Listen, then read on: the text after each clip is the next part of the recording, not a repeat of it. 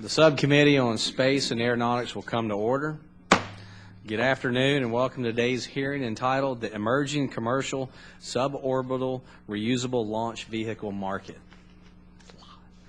In front of you are packets containing the written testimony, biographies, and truth and testimony disclosure for today's witness panel. I recognize myself for 5 minutes for an opening statement. I would like to thank our many witnesses for agreeing to testify before our subcommittee. I know that considerable effort goes into your preparation, and I want to thank you for taking the time to appear today to share your knowledge with us. Today's hearing will look at the emerging commercial suborbital reusable launch vehicle market.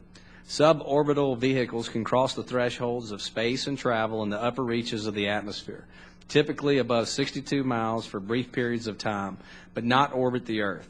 Our hearing will provide an opportunity to receive testimony from researchers, market analysts, and some of the companies that are vying to build the vehicles to compete in this emerging marketplace. We're going to learn about a newly released 10-year forecast of market demand. Many in the research community are hopeful to exploit the unique microgravity environment of suborbital flight with economical, routine access that enables expanded human research, atmospheric research, and microgravity, biological, and physical research. Space tourism proponents are optimistic that a safe operational system will be developed to support their business ambitions. Yet there are significant technical, financial, and regulatory challenges to be overcome before these hopes can be realized.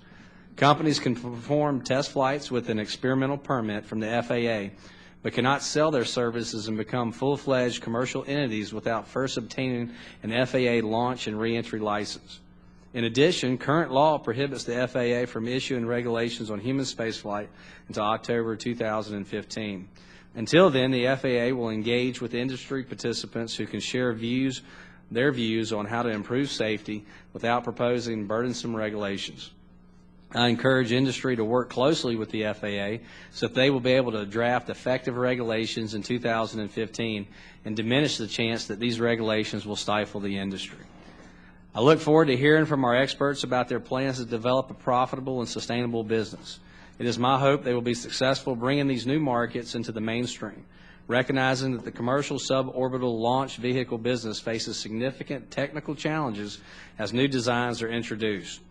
I'm optimistic they will perform safely and profitably while reducing costs and increasing the quality of suborbital research. We have a lot of ground to cover today. I want to thank our witnesses again. I look forward to today's discussion. I now recognize Ms. Edwards for her opening statement. Thank you, Mr. Chairman, and I'll be brief. I also join you in thanking the witnesses and also thanking them for their patience. Sometimes our schedules are a little bit unpredictable.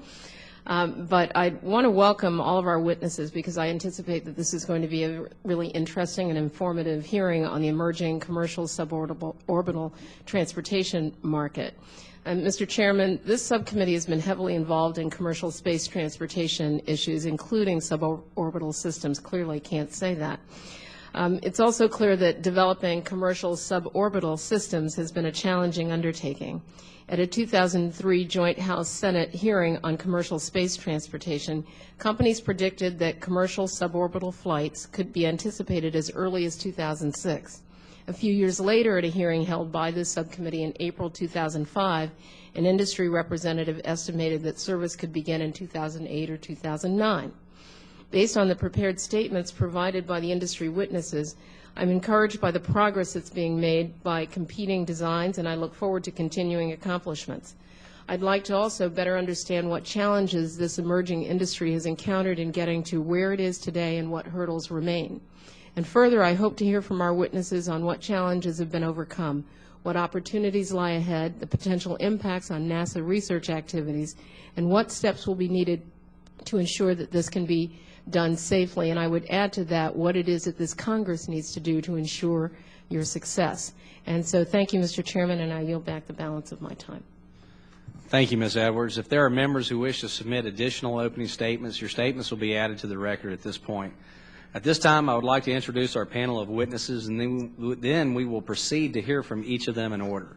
Our first witness is Ms. Carissa Christensen, a founder and managing partner of the Tari Group, an analytic consulting firm based in Alexandria, Virginia. Ms. Christensen is a recognized expert with over 25 years of experience in the analysis of space systems, industry economics, regulatory requirements, and underlying demand. Our next witness is Dr. Alan Stern. Dr. Stern is an Associate Vice President at the Southwest Research Institute, and in 2011 was appointed Director of the Florida Space Institute. Dr. Stern is the Principal Investigator of NASA's Pluto Kuiper Belt mission, and in 2000 and 2008 he served as the Associate Administrator of NASA's Science Mission Directorate. Our next witness is Mr. George Whitesides, the CEO and President of Virgin Galactic, the space tourism company founded by Sir Richard Branson. Prior to Virgin Galactic, Mr. Whitesides served as Chief of Staff of the current NASA Administrator, and before that as Executive Director of the National Space Society. Our next witness is Mr. Brett Alexander, Director of Business Development and Strategy for Blue Origin, a developer of human spaceflight systems founded by Amazon.com's Jeff Bezos. Prior to that, Mr. Alexander was the Chair of the Commercial Space Committee of the NASA Advisory Council. Since 2008, Mr. Alexander has served as a member of the FAA's Commercial Space Transportation Advisory Committee, COMSTAC. Our next witness is Mr. Andrew Nelson, Chief Operating Officer and Vice President of Business Development for Xcor Aerospace. Mr. Nelson originated the space vehicle wet lease concept that is at the heart of Xcor's market strategy. Prior to Xcor, Mr. Nelson spent approximately 15 years in the aerospace sector and a total of 9 years with two Wall Street firms, Morgan Stanley and Lehman Brothers. The last witness on our panel, Dr. Stephen McCandless, is a research professor at the Johns Hopkins University Department of Physics and Astronomy and is currently principal investigator of a sounding rocket program. Since coming to the Johns Hopkins University, he has launched 15 sounding rocket-borne far UV spectroscopic instruments. Dr. McCandless has been principal investigator and co-investigator on several NASA grants to develop space mission technologies and served as a member of NASA's Sounding Rocket Working Group from 1999 to 2003. Welcome to you all. As our witnesses should know, spoken testimony is limited to 5 minutes each. After all witnesses have spoken, members of the committee will have 5 minutes each to ask questions. I now recognize our first witness, Ms. Christensen, for 5 minutes. Mike, please. I do apologize. Chairman Palazzo, Congresswoman Edwards, members of the committee, thank you for the opportunity to testify today on emerging markets for suborbital reusable vehicles. On a personal note, it's an honor to be part of this to be testifying today. I've spent my career in commercial space, and I'm delighted that Congress is interested in this important subject. My firm, the Torrey Group, recently completed a 6-month study to forecast 10-year demand for suborbital reusable vehicles, or SRVs. The FAA Office of Commercial Space Transportation and Space Florida jointly funded the study. Our purpose was to develop an objective and rigorous forecast of SRV demand and market dynamics. Equally importantly, we sought to identify the ways current realities could change, positively or negatively, in order to help decision makers understand and manage future outcomes.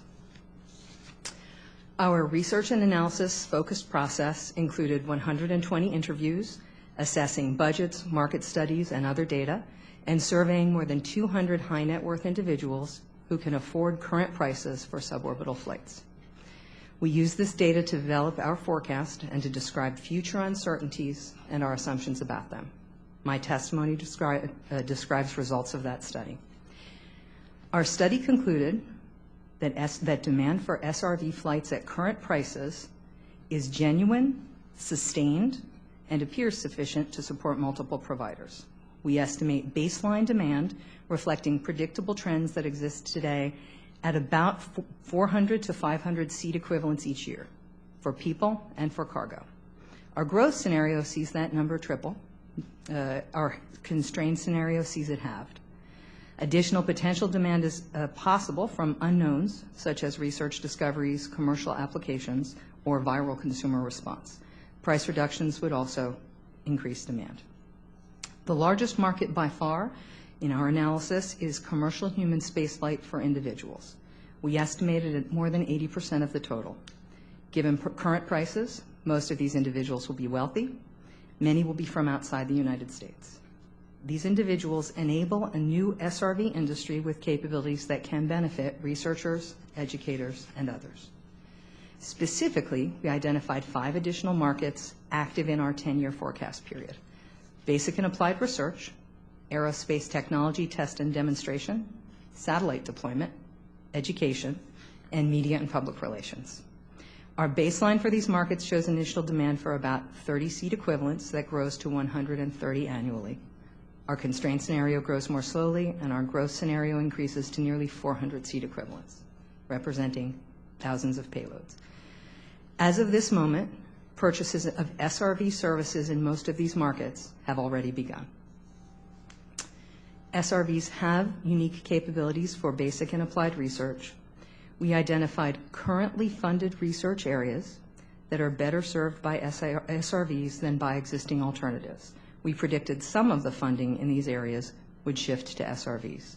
These areas are atmospheric research of the poorly understood upper reaches of the atmosphere that affect weather and climate, suborbital astronomy, to get access to infrared and ultraviolet observations from outside the atmosphere, longitudinal human research on space travelers to understand things like vascular and immune response to microgravity and acceleration, and microgravity research where the unique combination of SRV capabilities may energize the research community and attract new organizations. SRVs can also be used for test and demonstration of certain types of technology and may also serve as launchers for small satellites, which are increasingly used for research. Finally, our analysis suggests SRVs may be widely used for STEM education. Student-built projects can fly to space and return. Frequent launches align with academic calendars, and schools can likely afford SRV prices for small payloads. Based on analogous hands-on STEM programs, we estimate that after 10 years, as many as 600 K through 12 schools and more than 100 universities could be flying small student payloads. SRVs will create a different kind of space transportation industry than we have seen before. This space marketplace will be heavily influenced by individual consumers, with government potentially around 1/10 of total demand. An important regulatory challenge is developing an effective approach for these unprecedented new dynamics. In closing, I would like to thank you for the opportunity to speak today, and I look forward to your questions. Thank you. I now recognize Dr. Stern for 5 minutes to present his testimony. Thank you. Chairman Palazzo, Congresswoman Edwards, and members of the subcommittee, thank you again for the opportunity to meet with you today. I'm a planetary scientist, and I've used suborbital sounding rockets since the 1980s. I've been a principal investigator on numerous NASA missions, and I served, as you said, as Associate Administrator responsible for the Science Mission Directorate at NASA headquarters. I'm the current chairman of the Commercial Spaceflight Federation's SARG, or Suborbital Applications Researchers Group. Mr. Chairman, in 1946, when the U.S. Army formed its Rocket Research Panel to determine how researchers could best exploit the capabilities of captured German V-2 rockets, only a tiny fraction of the nation's scientists were aware of the powerful impact that suborbital rockets could have on their research. After all, few scientists of that era had ever before had access to space launch capability of any kind. Yet barely a decade later, rocket-borne research had become so powerful a tool that it formed the centerpiece of 1957's landmark International Geophysical Year. In 2012, the space research and education communities and large parts of NASA and other federal research agencies are similarly unaware of the powerful opportunities that the new reusable suborbital vehicles can offer for education and for research. Today's analogies to V-2s in 1946 are strong. Early adopters like myself see transformational promise in these vehicles, primarily because they offer frequent access to space at low cost. Indeed, within a few years, this industry is likely to provide the capability to fly hundreds to perhaps thousands of experiments annually, and to do so at typical payload launch costs that are 10 times or more lower than to $1 to $2 million present-day sounding rocket costs.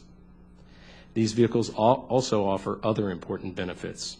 For example, gentler rides for payloads than on suborbital sounding rockets, reducing design costs.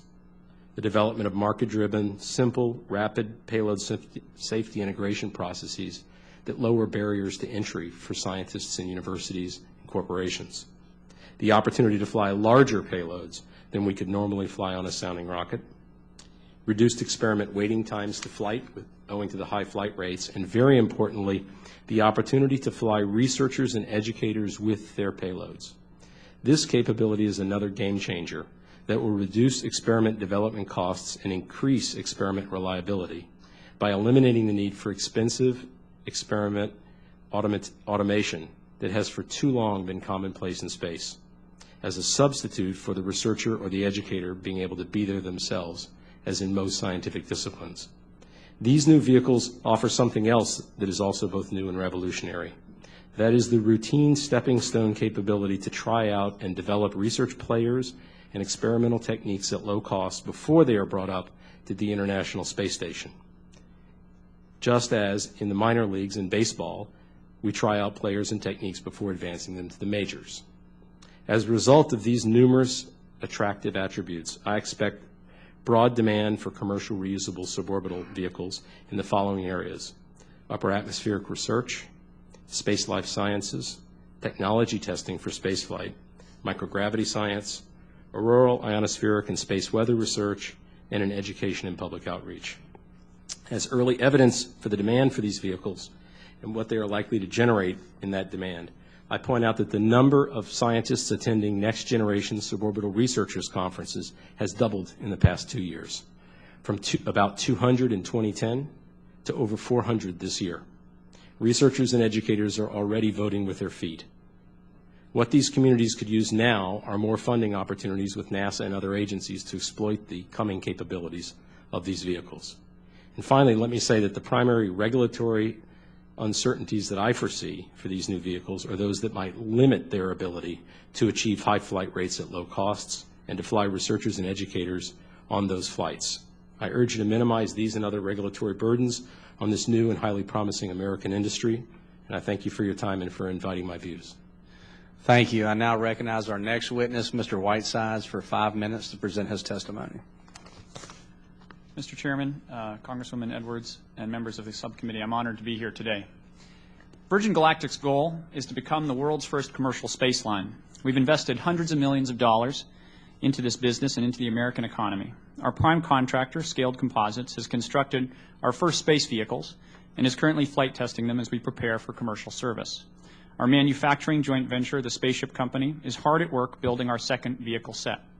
Overall, this project has directly or indirectly employed over 1,000 people in the United States since its inception.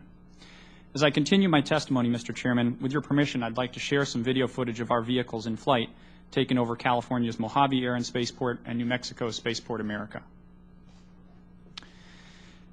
Virgin Galactic was founded in 2004 to commercialize the technologies demonstrated by Spaceship One, the first privately built vehicle to safely carry human beings into space. When it landed, it not only earned the $10 million NSREX prize and a spot in the Air and Space Museum, it also served as evidence that private entities are capable of building and operating spaceships that can carry humans both safely and affordably. To date, Mr. Chairman, we've accepted $70 million in deposits, representing over $100 million in future business. Those financials are important, but so is a different measurement. As of last week, we've accepted deposits from 536 individuals, which is more than the total number of people who have ever gone to space. We anticipate flying that many people within our first year or two of commercial service. Our system is proving to be an attractive platform for researchers and educators. Already, we've accepted deposits from several customers in these areas, including universities as well as research institutions, and from NASA itself.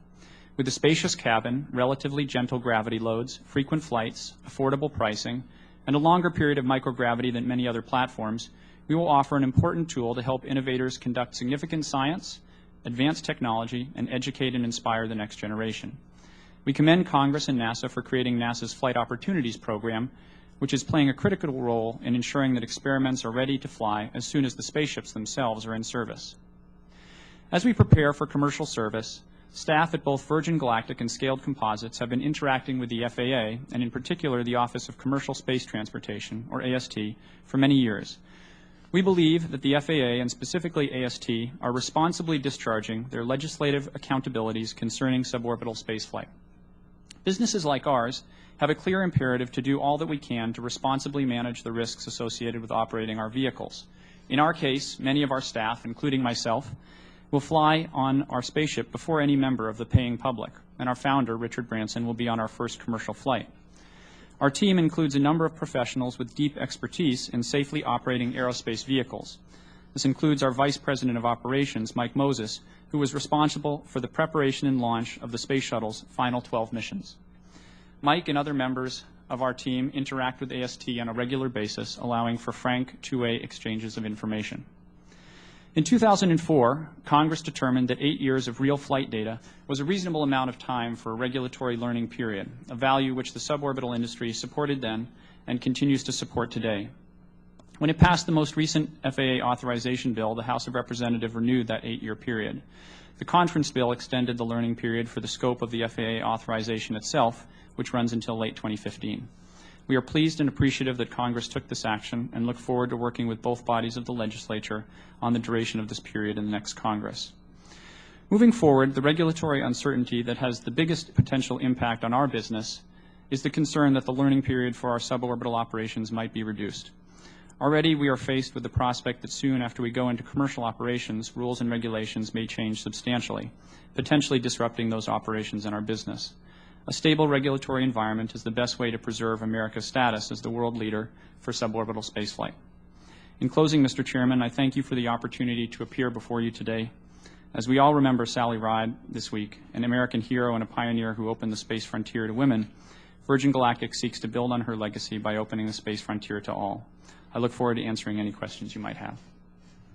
Thank you. I now recognize our next witness, Mr. Alexander, for 5 minutes to present his testimony. Thank you, Chairman Palazzo, Congresswoman Edwards, members of the subcommittee. Thank you for the opportunity to testify this afternoon on behalf of Blue Origin. We appreciate the committee's longstanding support of the development of space and commercial human spaceflight. Blue Origin was founded in 2000 by Jeff Bezos, the founder of Amazon.com, with the sole purpose of developing technologies and vehicles to enable human access to space at dramatically lower cost and increased reliability. The ultimate goal is to enable more people to fly in space to be able to do more things, whether for science, exploration, or simply adventure travel. We believe in incremental development, beginning with suborbital vehicles before moving on to orbital systems. Our New Shepard suborbital system will take 3 or more astronauts to 100 kilometers altitude, where they will experience several minutes of microgravity, be able to see the darkness of space, and view the curvature of the Earth. Key elements of this suborbital architecture: a reusable vehicle with vertical takeoff, vertical landing rocket, a separable crew capsule with a pusher escape system, are also key elements of our orbital architecture, designed to take people to low Earth orbit and the International Space Station. Let me now address the markets for suborbital spaceflight. First, we believe that people are the game-changing element for spaceflight. We can't tell you all the activities that people will do in space, but we are certain the number of people and activities will increase greatly as the cost comes down and safety improves. Research and science is a valuable secondary market. We are poised to offer the research community flexible, repeated access to space on dramatically accelerated timelines for a fraction of the cost.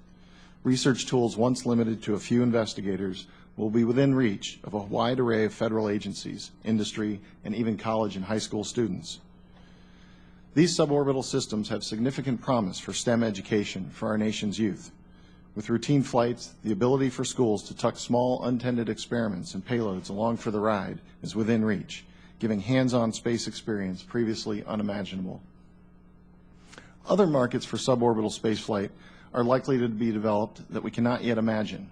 Who would have thought that 10 years ago there would be over 500,000 apps for something called a smartphone? The barrier to entry to develop an app is minimal. There's no need to spend billions on developing the network or the phone itself. Similarly, scientists, school kids, and others can develop apps for suborbital spaceflight at little to no upfront cost compared to traditional spaceflight activities. The sky is truly the limit. Let me now address the regulatory framework. Commercial spaceflight is in its infancy, and there is no one-size-fits-all approach to regulation. Each company is developing a different system. Blue has a vertical takeoff, vertical landing vehicle with a capsule that returns under parachute. Others have vehicles with wings and wheels. What is appropriate for one type of vehicle may not be appropriate for others. The current question of how and when the FAA will regulate the safety of spaceflight participants is the greatest uncertainty affecting the development of this industry. I want to take this opportunity to thank you for the passage last year of an extension of the learning period to the full 8 years from the date of the first paying passenger flight, as per the original intent of the CSLAA. While the final bill extended this only until October 2015, we appreciate Congress's recognition that the learning period serves a valuable purpose and will work with you to extend the learning period to at least 8 years or longer. We believe the best path forward would be to continue the informed consent approach indefinitely, allowing individuals to make their own decisions on how best to manage their own safety and the inherent challenges of spaceflight. Regarding our interaction with the FAA and the development of regulations, there are two primary ways in which we interact with the FAA. The first is through the formal NPRM regulatory process. The second is through our individual applications for permits and licenses and FAA oversight of our flight activity. And we have found that, on the whole, both have worked well. The FAA has shown itself receptive to real-world input as data is being gathered and flight activities continue. We look forward to the FAA's planned monthly telecons as an opportunity for dialogue between the FAA and industry, allowing for open and frank discussions about technical design and safety.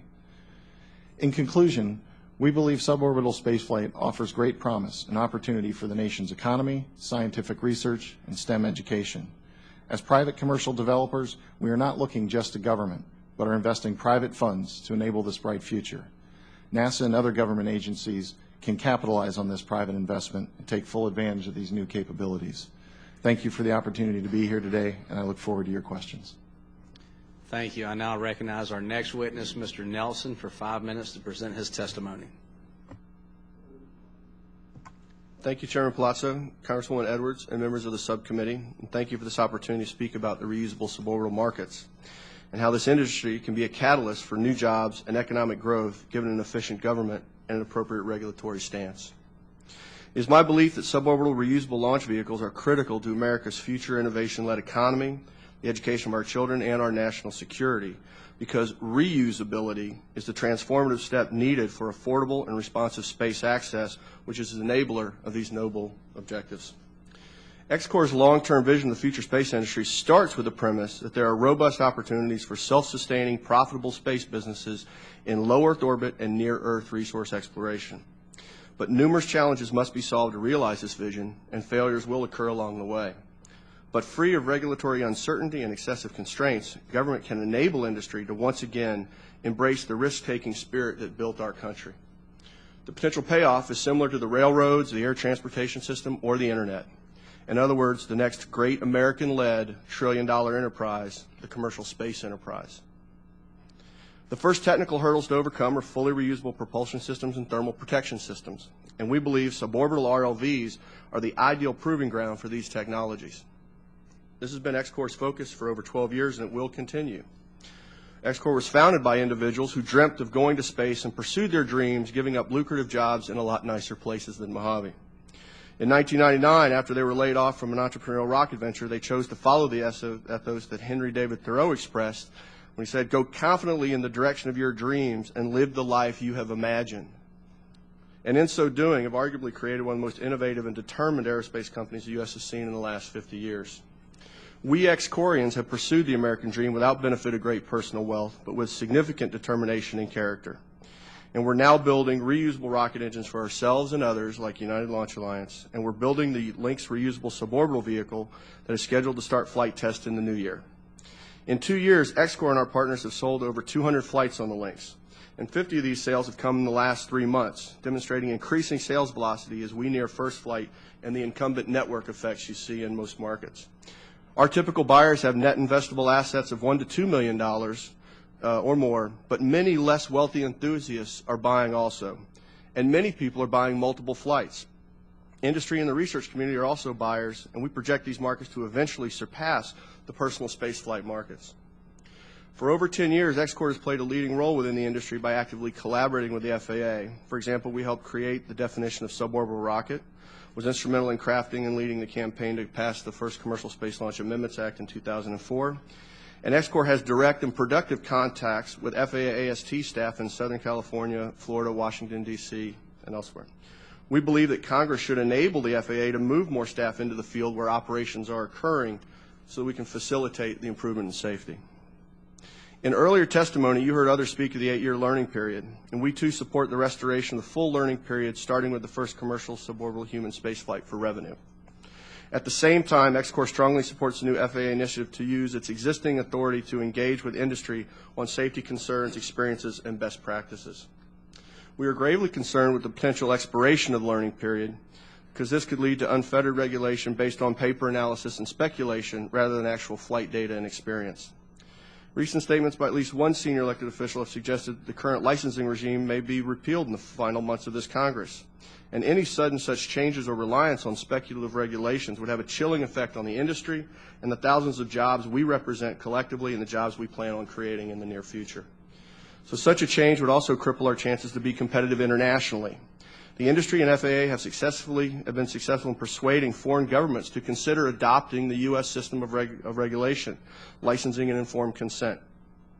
Suddenly changing from this environment to a speculatory regulatory regime will cause countries to forego the adoption of the U.S. system and create local rules, and local rules can create an uneven playing field for us in those foreign markets, impacting jobs in various states represented by the members of the committee. Another impediment to export markets is U.S. designed and built manned suborbital ROVs is the ITAR. There's strong international interest and demonstrated demand for suborbital ROVs. However, ITAR causes inherent uncertainty with customers, which inhibit U.S. job creation. We encourage the subcommittee to take a leadership role to explicitly identify manned suborbital ROVs as a commerce control list item and open up the free world to U.S. commercial space products, services, and competitors. I thank the committee for the opportunity to present these thoughts for the record, and I look forward to your questions. Thank you. I now recognize our final witness, Dr. McCandless, for 5 minutes to present his testimony. Mr. Chairman, Congresswoman Edwards, and members of the committee, thank you for inviting me to answer your questions on suborbital research investigations regarding decision metrics, infrastructure and capability requirements, student involvement, and future directions for suborbital research. Regarding the questions on decision metrics, I'd like to point out that scientific peer review panels are assembled for NASA, are assembled by each of the 4 science divisions, geospace, heliophysics, planetary, and astrophysics, to conduct research from suborbital platforms. Panels look for some way cool advancement of their scientific capabilities that is enabled by some new technology, and they seek to build a technically adept workforce. Relevance to overall NASA strategic plan is a requirement. For a heliophysics investigation, it might be a new high-resolution imager, or for astrophysics, it might be a device that can image planets about nearby stars. My own work, we're building a new high-efficiency far-ultraviolet spectrograph that is 6 times more sensitive than anything we've flown before and can observe more than 40 targets at once in the area of the size of the moon. To pass muster of a highly oversubscribed peer review, there has to be some capability of the chosen vehicle, usually the altitude, which provides the only way to do the research. If you can do it from the ground, you're not going to fly it on a sounding rocket. Regarding suborbital infrastructure and capabilities, the commercially operated launch provider, NASROC, run by Orbital Sciences, with oversight from the NASA Sounding Rocket Project Office, provides a stable of 11 different launch vehicles to experimenters picked by peer review. They also provide a host of very mature modular subsystems to provide missile flight safety, D-spin and separation, high-speed telemetry, attitude control, recovery, fine pointing, and command uplink for real-time control of the payload. Experimenters have access to full integration and test facilities at Wallops in Virginia, including ground stations, shaker tables, spin balance, and moments of inertia measurements. In addition, the NASROC Sounding Rocket Project Office hosts project management reviews, and all these things are necessary to ensure that things will be carried out safely. The message is one size doesn't fit all, as we heard earlier. Some experimenters want to fly as high and as long as they can. Some want to fly tailored trajectories at specific altitudes. It all depends on the science. For our observations, I require a vehicle that will provide 400 seconds of time above 100 kilometers with a precision real-time pointing system so the student can make target adjustments during flight. Student participation in sounding rocket research is a long-standing hallmark of the program. Some would argue it's the most important product. Students become an integral part of the science and technology they develop. They work in an apprentice-mentor relationship with senior researchers, where much know-how is passed on in an oral form from one generation to the next, much like a guild of old spaceship builders. And there's the slide of an example. In our astrophysics program, we emphasize hands-on experience with optics, mechanics, electricity, magnetism, vacuum systems, computer program, data acquisitions, design, testing, calibration, integration, troubleshooting, mission planning, communication, and publication of results. Within the short tenure of a graduate student, they become scientists with a fundamental regard for systems engineering and are highly prized by the aerospace community. Many of the PhD and undergraduate students go on to fill key roles in the development of instrumentation for a host of space-based missions. However, as of late, the number of sounding rocket students receiving PhDs has fallen, as the displayed example shows. It is directly correlated with the decreasing number of launch opportunities over the past 40 years and symptomatic of a reduced production of technically adept leadership. Regarding future challenges and opportunities, the challenge for developing reusable suborbital vehicles as meaningful research platforms will be to identify those appropriate niche markets, both commercial and scientific, where a human-in-the-loop or an in-situ access module provides some unique capability that will pass muster of the peer review. From my perspective, the current crop of reusable vehicles on the books falls well short of our requirements. My astrophysics sounding rocket colleagues and I agree that generating new funding opportunities to advance the core capabilities of the expendable sounding rocket community are more likely to generate meaningful scientific, technical, and programmatic impact for future space-based missions run by NASA, DoD, and even private concerns. There is a logarithmic gap in the launch portfolio between $3 million it costs to develop a sounding rocket and $200 million it costs to launch an Explorer mission. The missing piece is a commercial launch capability in the $10 million range that is capable of placing 250 to 500 kilograms into low Earth orbit, such as the Virgin Galactic Launcher 1 or the Falcon 1 from SpaceX. Establishing this capability can reduce risk and cost for future Explorer and flagship missions through reduced development times for increasing technology readiness levels, and most importantly, by expanding the technically adept workforce. There's no substitute for experience. Expanding the suborbital program and filling the logarithmic gap in the launch portfolio is key to maintaining our leadership in space science. Thank you. Thank you, and I thank the panel for their testimony. I now recognize myself for 5 minutes for questions. My first question is pretty much a two-part question. It's going to be directed to Mr. Whitesides, Mr. Alexander, and Mr. Nelson. How does the SRV industry currently collaborate with the Federal Aviation Administration in developing draft guidance for test flights and current operations? And what is the proper role for industry in developing future regulations? Yeah.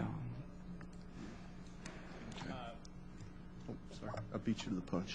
Go for it. No, you go. George and I talk on so many panels together. I think we could probably finish our sentences a lot of time. So we collaborate with the FAA on draft test flight processes and procedures, much as the rest of the industry. It's important for us to have the integration of local staff so they can understand what we're planning to do. There's regular meetings, and especially through the licensing process, they want to understand how our vehicle is built and designed, as well as how we intend on testing it. So, George? I think I'd like to add that, we've got a very good working relationship with the FAA. Their staff are knowledgeable, but what they need is access to our plans and procedures, and that comes through that regulatory interaction, through the process of applying for experimental permits and licenses, and through the oversight of the activities that are regulated by the FAA. That interaction is the most important piece in terms of both understanding from industry's side how things are operated, but for the FAA to understand, what's going on in the industry, such that the industry provides a real education opportunity for them to see what's really going on. So the back and forth in order to develop regulations later, to develop draft guidance, to develop test procedures and things like that, they need to see what's actually going on in industry, and it's through that application process that they get that back and forth. We do think that the FAA is setting up a monthly telecon to have a dialogue with industry. That's going to be another opportunity for industry collectively to interact with the FAA to talk about technical details. We think that that's going to be very valuable as well. Mr. Chairman, in the interest of time, I'll leave it with them. Yeah. Nothing to add. Thank you. And this is pretty much for all y'all again, so maybe y'all decide who's going to go first. When will the companies begin commercial operations, and what type of flights will be the first to produce revenue for your company? Why don't I start? Mr. Chairman, our goal is to start powered flight by roughly the end of the year and to go into commercial operation by the end of 2013. So we're looking at roughly an 18-month time frame for the start of commercial operations. We've always baselined starting flying with commercial customers, with our customers who've in some cases been waiting to fly for several years. We have recently talked about inserting some of the NASA payloads that we've been contracted to fly earlier on. So that's in discussion, but our baseline is to start with our commercial customers. We're still in the development phase for our new Shepherd suborbital flight system, and as we get deeper into our flight test program, we'll start accepting reservations and then having plans for when we will first fly. We do think that passengers and scientific research will be the first revenue generating activities. We hope to commence our flight test program the end of this year or early next year, with a flight test program that would end at late 2013 if things go as planned. So we'll be at the end of 2013 flying paying participants. We do expect that there will be some science missions that are unmanned, that are automated, that could be flown potentially earlier than that as well.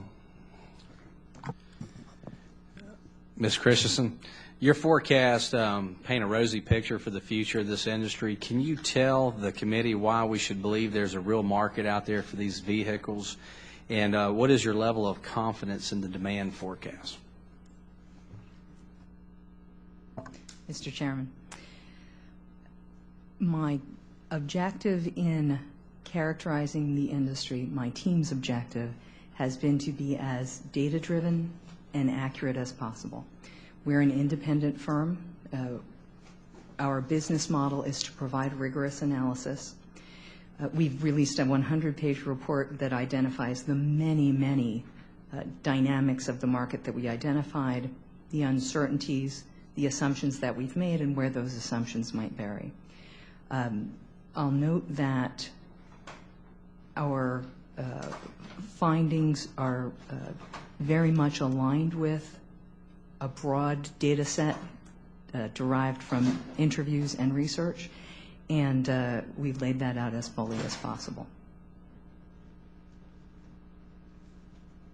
Thank you. I'm out of time. I now recognize Ms. Edwards. Thank you, Mr. Chairman. As you know, I've both been a healthy skeptic of the industry and the potential, but also quite curious, and I haven't made it any great secret that I'd want to be one of those 530. I want to be number 537 if there's room. It does seem to me that on a congressional salary, it's highly unlikely that I could afford the deposit. But it raises a question, Ms. Christensen, about the profile of the individuals who want to leave those deposits and fill out this industry, because they're clearly high net worth individuals because they have the financial capacity for that. But it seems to me that, we're so accustomed to getting on boats and planes in our automobiles, and there's a comfort level attached to that. And this is somewhat different and experimental. And so what happens with those individuals that you think will fill out the industry if the flight itself doesn't kind of meet that comfort zone for people who are not necessarily scientists and researchers, but they just want to experiment a little bit? We identified that question of how consumers, how spaceflight participants will actually respond to the experience as one of the major uncertainties that we're looking at. I can tell you that based on the survey that we did, and we focused on high net worth individuals, most of those individuals viewed spaceflight as either extremely or somewhat inherently risky. And many of the individuals that were interested in taking suborbital flights held that view as well. So to the extent that that speaks to that question, that population does appear to have a sense that that's part of the, and we also in our survey articulated to them elements of the experience such as what it might be like, both the positive and the, you might feel ill. And so that was part of the process of informing survey respondents in getting their answers. And Mr. Whitesides, if you could help me understand in any of these sort of risky behaviors, there's a potential that there's a mishap that's going to happen. I mean, that happens with cars. And I wonder if your company or others have established any plan as to how you'll conduct investigations or determine root causes should there be a mishap.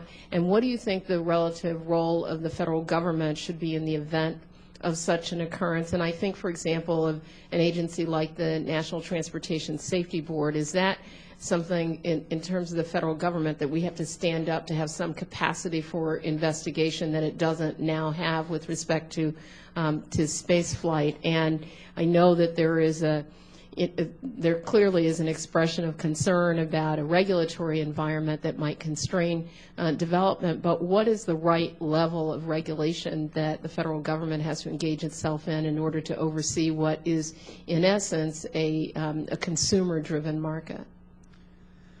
To start with the first question, Congresswoman, I think it's a great question, and the answer, I think, is that in terms of mishaps, it depends on the type of mishap. So for very serious mishaps, the NTSB, I believe, will work with AST, and NTSB has assigned an investigator who is becoming proficient in essentially our sector. He's come out to Mojave. He's met with many of our companies, and I think I speak only for myself, but I view him as really a very highly skilled individual who seems to understand the issues. So that engagement has begun. I think AST also has its own set of plans, and for a serious mishap, we, I think, would obviously defer to the NTSB's leadership of that investigation. For other mishaps, which frankly occur, lesser mishaps, you learn things continually through the flight test program. Some of those, I think the flight test team can handle themselves. They'll just learn something. It's a minor issue.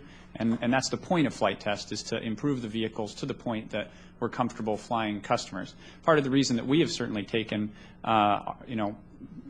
many years to prepare these vehicles is because we've been in flight test for years. And we will not fly people on these vehicles until we feel comfortable that it is the time to do so.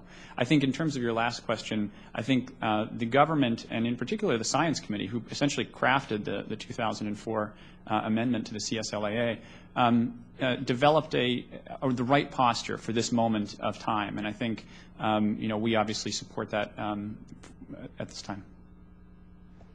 Mr. Chairman, if I could just ask a final question of Dr. McCandless, and it actually has to do with the scientific environment. It's tough for me to imagine how you balance having a sort of sterile, more laboratory environment with also commercial passengers that satisfies the needs that scientists have to do research. Is that a concern of yours? Yes.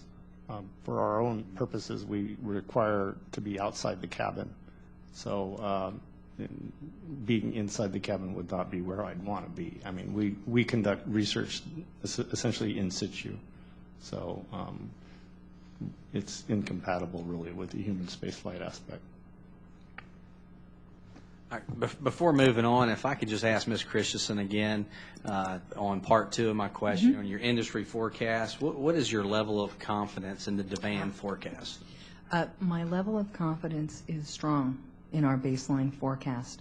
We built that up using a very substantial array of data through a critical lens. There are certainly uncertainties embedded within that, ranging from consumer response to research outcomes and so on. But just as a calibration note, I'll say that our baseline of about 4,500 seat equivalents, you can look at that in light of the number of sold reservations to date, which is about 925. So that as a calibration point, I think, is indicative of that as a realistic forecast. Thank you. I now recognize the gentleman from Texas, Mr. Smith. Thank you, Mr. Chairman. Let me direct a couple of questions to Mr. Whitesides, Mr. Alexander, and Mr. Nelson. You all mentioned a while ago, Mr. Whitesides, for Virgin Galactic, that you expect to be in commercial operations in about a year and a half. Mr. Nelson, you said the same thing about X-Corps. Mr. Alexander, you didn't give a specific time, but I gather you're about a year behind that. Are you 2.5, 3 years away from commercial operations? I'd say we are later than what you heard from the others, yes. Okay. And Mr. Whiteside, you had over 500 deposits, I think. Mr. Nelson, over 200. And Mr. Alexander, you were on the cusp of getting them. I guess my first question is this. In regard to your revenues, what percentage of your revenues do you think or expect or project to come from paid passengers versus scientific research? Mr. Whiteside? Congressman, I believe that certainly the initial bulk of the market, I think, is in the individuals. Paid passengers, okay. Yeah, for us at least. Mr. Alexander? I would agree with that, that people is the real market. We believe that the research market is secondary, but we are likely to fly research activities before we fly people. Okay. Mr. Nelson? Initially, we see the participant market being the driver. However, we do see the research market, especially industrial research, surpassing that market, we feel, 4 or 5 years in, as the value proposition is known and becomes known to industrial players outside the government market. Okay. Now, you have 2 passengers. I think Mr. Alexander has 3. Mr. Alexander has 3. Mr. Whiteside's 8. 2 are pilots, I think, and of the 2, Mr. Nelson with X-Corps, 1 is a pilot. I guess on economy of scale, it looks like that Virgin Galactic is going to have more revenue just on the basis of, I guess, more passengers. But when do you project to make a profit, Mr. Whitesides? We expect to be cash flow positive within about a year of the start of commercial operations. Okay, good. And Mr. Nelson? On a GAAP basis, as well as regular accounting, we were profitable last year. We have additional revenue streams from other parts of our business. We hope that occurs again this year. But as far as commercial space? Commercial space, we expect in the first 12 months to be profitable. Good. I hope you were right and wish you well in that regard. Let me go to the FAA for a minute. You answered a question a while ago about your relationship with the FAA, but my question is this. What FAA regulations are of most concern to you? Now, Mr. Whiteside, you sounded like a while ago that you were okay with the current regulations. You were worried about the future new changes in regulations. But in general, what regulations, present or future, are of most concern to you, Mr. Whitesides? Congressman, you captured it exactly. In fact, we believe that the current regulatory posture of AST is a good one, and our preference would be to maintain the original 8-year intention of Congress. Okay, great. Mr. Alexander? We completely agree. We believe that the informed consent approach that this committee originated in 2004 really allows the individual to make the choice as to what level of safety or what level of risk they want to accept, just as someone who climbs a mountain has a choice of whether to do that or not. Okay. Mr. Nelson? I have nothing more to add. They said it perfectly. Last quick question is this. Oh, is my time up? It is not up. Last quick question is this. How do you view yourselves, the three of you all, who are about to engage in commercial operations? Do you see yourself as competitors, as rivals? And if you see yourself as rivals, do you also see that each of you in your own way is adding sort of a value added to the enterprise and to the overall commercial operations in space? And just to reverse order, Mr. Nelson first. I've been asked this question before, Congressman, and the current stage we're in is co-opetition. We are competitors, but we also have to cooperate. It's a very early stage of the industry, and so things like regulatory frameworks and this sort of thing, we're in dialogue with through the Commercial Spaceflight Federation and the FAA. But yes, certainly this is a competition, but we have very different value propositions, very different experiences. Just like going to Disney or someplace where you have 6 roller coasters, you want to ride all 6 roller coasters, and we're seeing that with our customer base. So that's the value added, strength in numbers, maybe. Absolutely, and certainly I've said many times that we're very happy that Sir Richard Branson stepped into this marketplace because to the public face, that was a wonderful thing. It made it acceptable to say, I want to fly to space. Okay, my time is up, but Mr. Whitesides, real briefly, if you can give your view of that. I think on a personal basis, we view each other as brothers in arms, doing historic work, and obviously once we go into commercial operation, then we'll compete like any good capitalists. Okay, good. Thank you, Mr. Chairman. Thank you. I now recognize the gentleman from California, Mr. Rohrbacher. Thank you very much, Mr. Chairman. Yeah, that last question was really pretty interesting, Lamar. Nobody said robber baron or bureaucrat, so I'm glad to hear that those two mindsets has not dominated your industry. I think it's fascinating that your industry now is being heralded as a potential $1 trillion, new $1 trillion enterprise for the future. It wasn't that way back in 2004 when we were working on the Commercial Space Act. And let me note that informed consent was just mentioned. That getting that principle established for this industry was a horrendous task. I mean, this Congress that was an issue that almost prevented the development of this new $1 trillion commercial industry. And it took a lot to get our colleagues to accept that. There were people who were skeptical about it. And by the way, I don't think you're skeptical. I think that you're going to be the first one on that rocket. I know I'm not skeptical, but I wouldn't go up there on that with one of those rockets. I'll stay on my surfboard. Thank you. About your industry, how much of your industry is based on technology that was developed for the American space program, and how much of it is new that you are putting into this program yourself? How much new technology is coming from your enterprise? How much was it is based on things that the government developed for NASA over the years? From an X-Corps perspective, the key parts of our technology we developed ourselves, and in fact, we've relied much more on the automotive industrial base to make the engines fully reusable and to be able to last thousands and thousands of rocket flights. Now, granted, we all stand on the shoulders of great individuals and people and the organization of NASA, but some of the core key technological developments were done internally And the real things that makes this that makes your industry possible have actually been developed without a direct federal subsidy. Is that correct? Or I'm not saying running the business, but in terms of developing the shape of your craft and the design and the whole concept, or am I wrong there? You're correct, sir. Certainly in our case, our technology is primarily based off the Spaceship One program, which was financed by Paul Allen.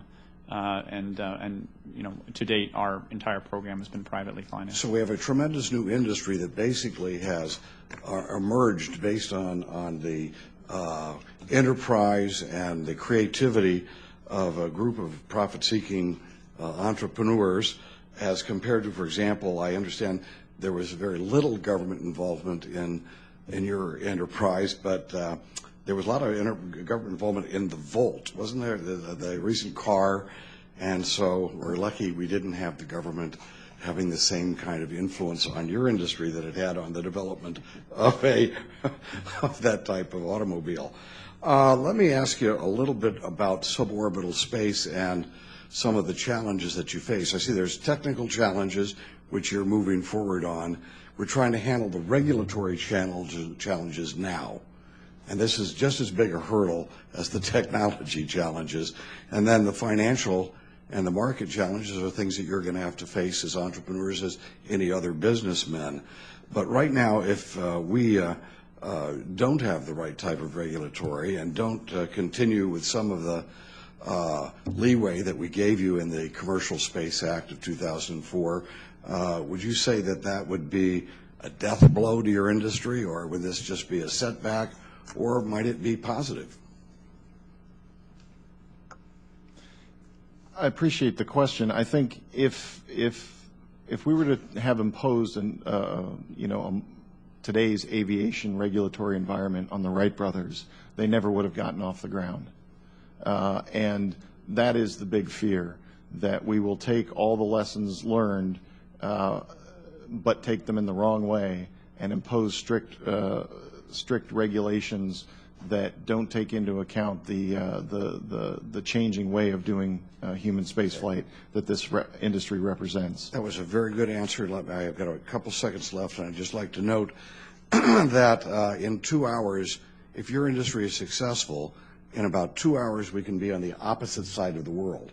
We can have you, eventually we're going to have a system which can deliver passengers to the other side of the world in 2 hours, or packages.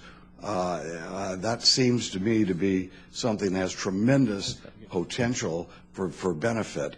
It also will lead to cheaper, it may lead us to a cheaper, as you've already mentioned, way of delivering satellites into orbit. And I wonder if we all remember that Lindbergh got a contract for delivering the mail, and eventually it helped him then as a private operation to build a plane that went across the Atlantic. And so there's just a great deal of exciting things that lie ahead for your industry, and we're counting on you, but we need you back here to make sure that we know what we need to do so we're not in the way. So thank you very much, Mr. Chairman.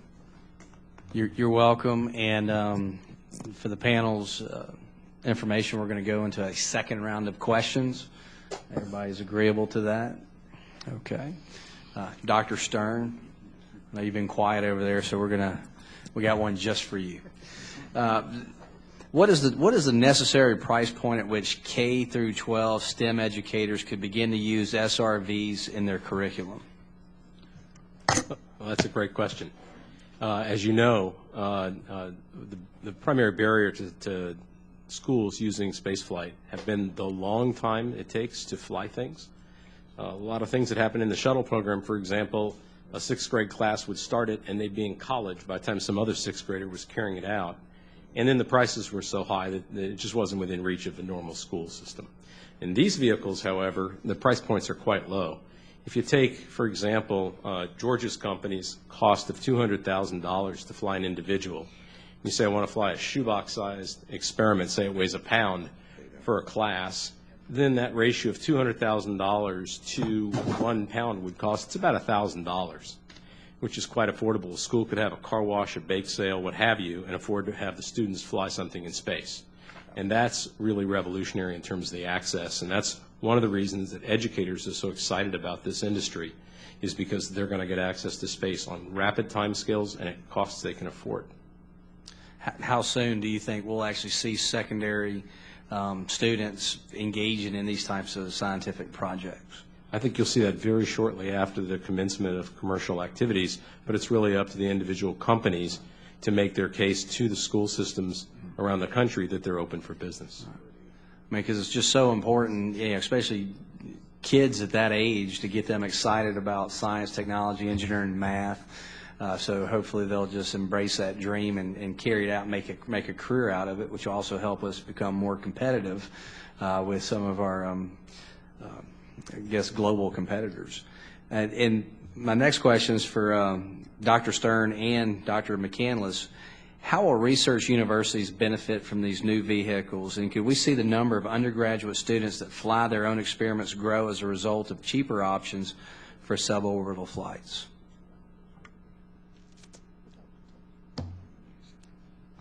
The more flights you have, the more opportunities you have. The question will become, where will the funds come from to build the instrumentation? The cost of launch is really a small part of what it costs to develop a scientific instrument and fly it on a launch vehicle. So, you know, there's costs associated with engineering, design, development, testing, and then ultimately integration with the payload. So who's going to bear those costs? That's the question. Mr. Chairman, if I might add, I think we have to wrap our heads around a different way of doing business when we think about suborbital. Just like mainframe computing, spaceflight has been very rare since its inception. And just like PC computing, it's about to become routine. So when Steve and his colleagues and individuals in my community typically think about spaceflight, we think about inventing a new experiment. Well, that's not the way to think about it in suborbital. You want to think about an individual experiment that, is, in an educational sense, does a good job, flying again and again and again, being handed from school to school to school every day of the year, so that you divide that cost by 365 days in the year, or by many school systems, all performing the same experiment the way that we all used to do classic physics experiments as undergraduates. And we didn't invent new experiments, we carried out cookbook. And in that mold, where private industry develops or universities develop curriculum experiments that get handed from student to student so that you don't have to reinvent the wheel and you can take advantage of these low price points for the launch, then we can really see this kind of space access revolution, which I think is upon us. I think most educators would say that cookbook experiments have their place in an educational environment, but it's not going to advance the science.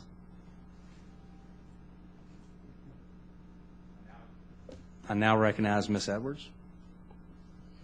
Thank you, Mr. Chairman. Mr. Nelson, in your written testimony, you advocate for a full 8 years of data gathering before, and I quote, unfettered regulation may begin. Does that mean also that space participants would continue in this period to fly under informed consent? Some say that's fly at your own risk, you said it. And I recognize the need for the industry to kind of get its sea legs, and we're not anywhere near yet the level of experience achieved in aviation, but it seems that this is a pretty lengthy time. What do you hope to gain, and what experience do you hope to gain over the 8 years of licensed flights, and why would a lesser time period not provide similar results? Thank you, Congresswoman. It's a very good question.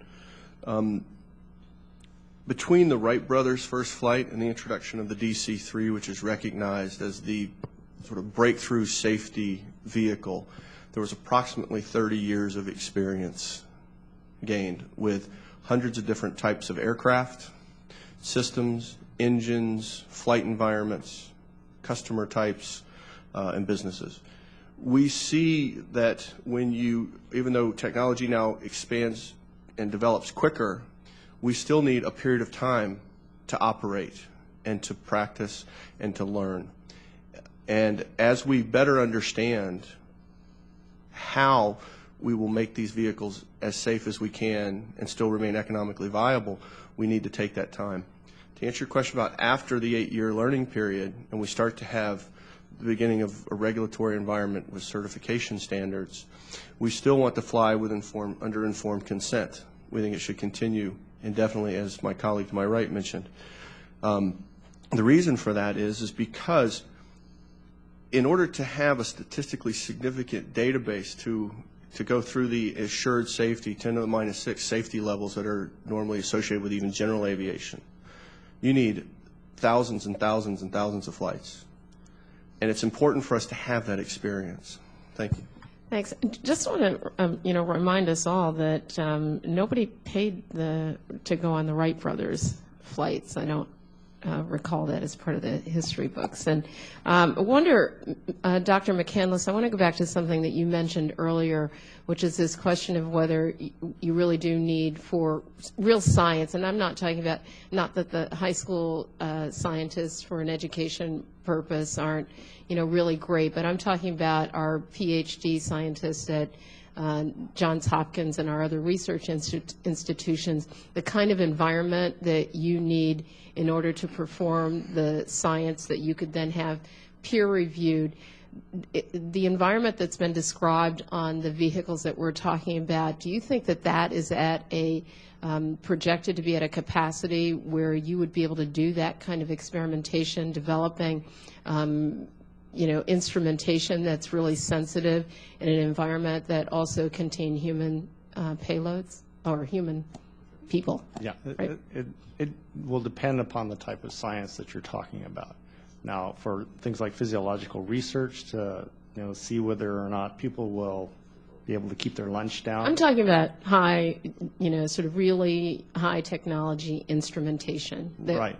For our own purposes, for say NASA, science programs where we have strategic plans that we're trying to advance and discover secrets of the universe, for lack of a better term, we require a good, strong base of researchers who are savvy and can carry out a lot of the tasks that are associated with building instruments, which, as everybody down the line here knows, is a very painful process to get everything to work all at once.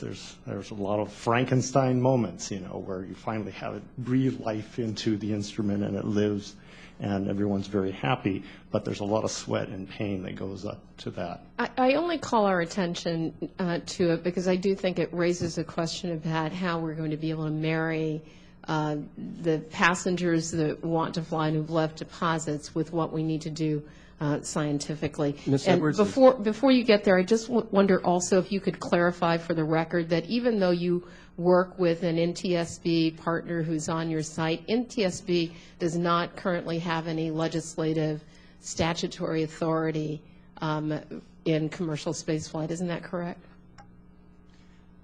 To be honest, I'm not an expert on this subject, but my impression is that if there was a mishap, I believe it has been represented to us that the NTSB would work with AST on that investigation. I feel certain that the NTSB doesn't have any current legislative authority. The FAA, AST, and the NTSB have an MOU jointly signed by the two parties. Whether they have statutory authority or not, I can't speak to. Yeah. And just a couple of weeks ago, they actually did sort of an accident practice out in Mojave with NTSB, local first responders, and participants from the industry, as well as the airport and fire and rescue. So I know that they're actively engaged in the subject matter of which you speak. Thank you. Mr. Chairman, maybe there's some point at which we could actually bring the NTSB in and FAA and ask some of these questions. I mean, our witnesses, they're terrific, but they aren't in a position to answer those questions. Thank you. I now recognize the gentleman from California, Mr. Rohrabacher. Thank you very much, Mr. Chairman. Let me just note that by eliminating the burden of informed consent, what we actually did is we eliminated the weight, the unnecessary weight of having extra lawyers on every flight. And that, I think, has made a major difference and would have made a major difference in the Wright brothers as well. It isn't so much as a subsidy as it is the elimination of an unnecessary factor, especially if you consider people should be free to decide for their own selves if they take risks in their life. As my father was a Marine fighter pilot, and guess what? When he signed up, he knew exactly what the risks were, and he was willing to do it. And we not only did not eliminate, we put lawyers into the whole system of the military, because was he able to make that informed consent? Well, of course he was. When we should put a regulatory regime onto your industry as compared to other industries in the past, I would suggest that 8 years more experience in finding out what your industry is going to be all about. We don't know right now whether the suborbital space is going to lead to satellites being launched, or how far you're going to be able to take passengers, whether it's going to be a ride up and a ride down, or whether it's going to be a ride to the other side of the world. We don't know those things yet. And this is a softball question for the panel, but wouldn't it be more dangerous to put regulations in place right now before we've gathered all of the statistics on the differential type of flights that you're going to be making over this next 8 years? That's a softball question. I'm sure somebody can answer it there. Well, I'll speak from the standpoint of the research community. And the power of these vehicles to transform our ability to do frontline research and to do education, two very different things, is in their frequency of flight. It's not that they're going somewhere new, it's that they're going there every day. So we can go to the upper atmosphere every day, or we can, for example, look at physiological changes in how people adapt to zero gravity with much larger groups of people than a few select astronauts to fly hundreds of thousands of people. It's the frequency of flight that's key, and if the regulatory environment hampers, impedes, or stifles that, then we won't get the research benefits, and you probably won't have the tourism benefits either. Anybody else want to answer that? In the past, I've used a hypothetical example, and I guess I should do the research on it, but we have wiring that runs by cryogenic tanks. In aircraft, you don't have wires that run by cryogenic tanks. If they were going to regulate aircraft wiring on our vehicle, that could potentially create a safety hazard. So we'd have to go through a various process to get it waived, get it changed, et cetera. But by creating regulations that we don't have experience around, then you perhaps create an environment of I just described.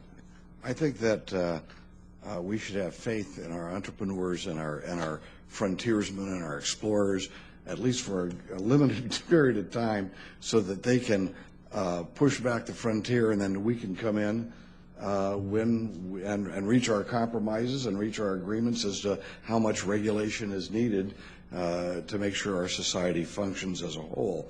One last question for Mr. Stern.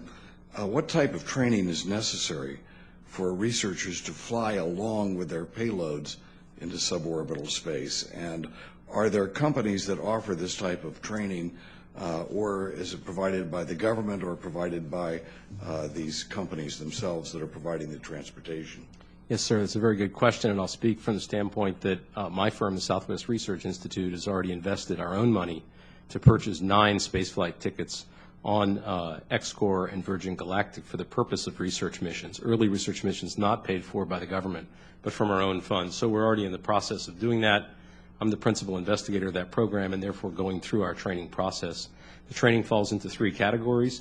The first is to understand how to operate your own scientific gear, just as you would on a sounding rocket flight, which I did many times after peer review. The second is the same kind of training that the space tourists take, just to be familiar with the environments and the cabin and the vehicles themselves. And the third kind, which I think is unique to the research community, is really to make sure that you're going to be effective in a short period of time. Time management, distraction management, et cetera. Earlier, Ms. Johnson asked a question, Ms. Edwards asked a question about the efficacy of research flights, research being done on tourist flights. And I'm sure that's going to happen in the early days.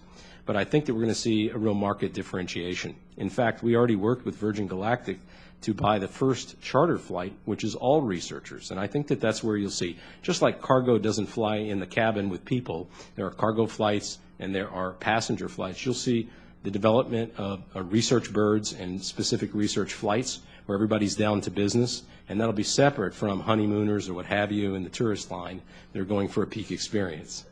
Mr. Chairman, I'd like to thank you for holding this hearing. This issue and this new industry is key to prosperity.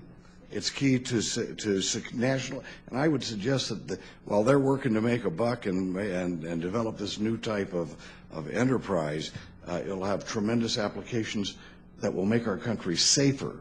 We will see a technology transfer from a private company into the defense arena rather than the other way around.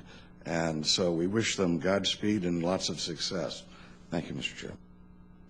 Yes. Thank you, Mr. Rohrbacher. And I guess we need to start talking about how soon we have to put our CODEL request in for the most successful company with the best safety record.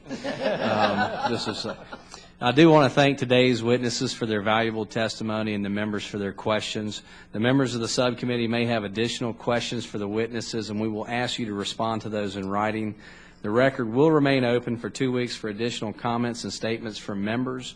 The witnesses are excused, and this hearing is adjourned.